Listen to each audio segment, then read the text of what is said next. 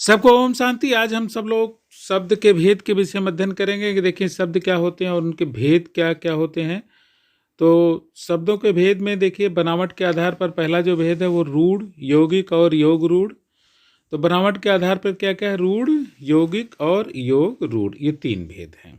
और अगला देखिए उत्पत्ति के आधार पर कौन कौन भेद हैं।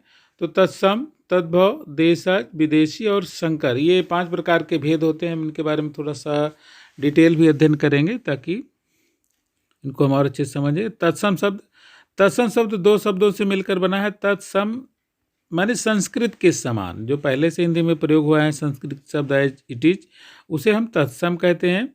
और हिंदी में बहुत से शब्द संस्कृत से सीधे आ गए और आज भी संस्कृत के मूल शब्द के नाते हिंदी में प्रयुक्त होते हैं।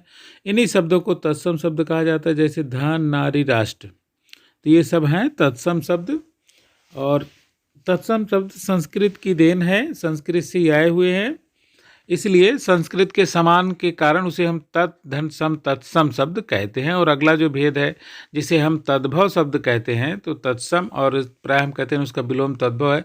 तो तद्भव शब्द का अर्थ है उससे होना, अर्थात वे शब्द जो स्रोत भाषा के शब्द से विकसित हुए हैं। चूँकि ये सब संस्कृत से चलकर पाली प्राकृत अपभ्रंश से होते हुए हिंदी तक पहुँचे हैं, अतः इनके रूप में परिवर्तन आ गया। जैसे दही शब्द दज से कहना शब्द कृत से विकसित होकर हिंदी में आ गया है, ऐसे शब्द तद्भव शब्द कहा जाता है। तो अब अगला देखते हैं। पहले तो इसके बारे में थोड़ा सा और देखें। जैसे कृष्ण का कान्हा शब्द जो प्रयोग होता है वो क्या है?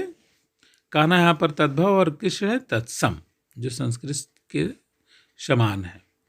अब देखिए एक दो उदाहरण देख लीजिए। दिवस तत्सम है और उसका तद्भव दिन का प्रयोग हम लोग प्रायः करते रहते हैं। अग्नि का आग है, कर्ण का कान है, हस्त का हाथ है, प्रकाश का रोशनी है। इन सब का प्रयोग प्रायः हम अपने दैनिक जीवन में करते रहते हैं कि रोशनी नहीं आ रही है, हमारे हाथ है।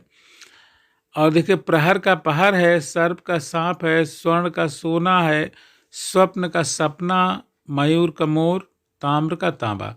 तो ये जो प्रचलित हैं, तो थोड़ा सा 2-4 उदाहरण लिया गया है ताकि आपकी समझ में आ सके और आप इसका डिटेल अवश्य देख लें।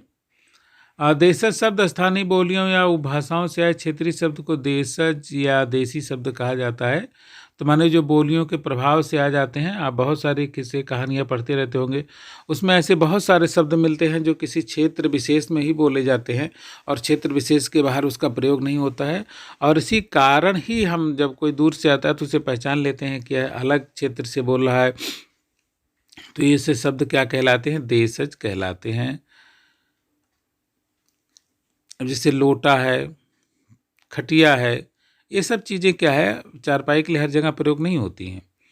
विदेशी या विदेशज शब्द, जो शब्द विदेशी भाषाओं से जो कहते हैं अथवा परिवर्तित रूप में हिंदी में प्रयोग में लाए जाते हैं, उन्हें हम विदेशी या विदेशज शब्द कहते हैं। आप जानते हैं कि हम लोग भी विदेशों में जाते रहते हैं और विदेशियों के लोग भारत में आते रहते हैं। जब ऐसी मात्रा इनकी ज़्यादा हो जाती है तो फिर वो विदेशी शब्द कहे जाते हैं। चूँकि हिंदी में बहुत सारे लोग भारत में आए आदिकाल से और उनकी भाषाएं भारत की भाषाओं में समाहित हो गई हैं। तो आज जैसे हम कहें कि डॉक्टर हिंदी है, अंग्रेजी है, तो बहुत सारे शब्द चूँकि डॉक्टर का प्रयोग धड़ल्ले से हो रहा है, इसलिए इसे आप विभेद नहीं कर सकते कि क्या है ये। अब इसकी प्रकार से हम कुछ उदाहरण लेंगे जो कि भारतीय भाषाओं में आजकल बहुत ज़्यादा प्रयोग हो रहे हैं। तो जैसे बंगाली तो अपने देश का है, लेकिन इसको हम चूँकि हिंदी से अलग है इसलिए इसको इस तरह से ले रहे हैं। जैसे उपन्यास शब्द बंगाली से ही आया है। भद्र है, गल्प, नितांत, टका, प्राणपण, ये सब का प्रयोग बंगाली में ज़्यादा होता है। लेकिन चूँकि बंगाली उपन्यासों का बहुत सारी चीज़ों का अनुवाद हिंदी में भी हुआ है, तो हम उसको उसी तरह से प्रयोग करना प्रारंभ कर दिए हैं।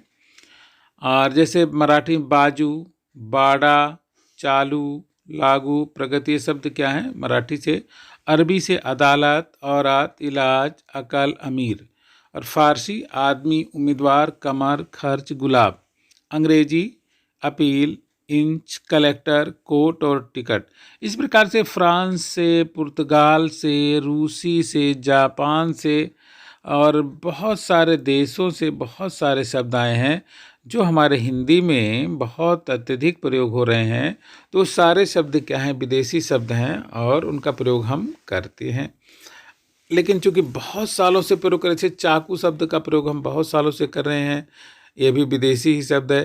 तो इस प्रकार से बहुत सारे शब्द हैं, उनकी उत्पत्ति को देख करके आप और अभ्यास करें ताकि इसके बारीकी से समझ सकें। तो आपने वीडियो देखा, धन्यवाद। हमारे से जुड़े रहें।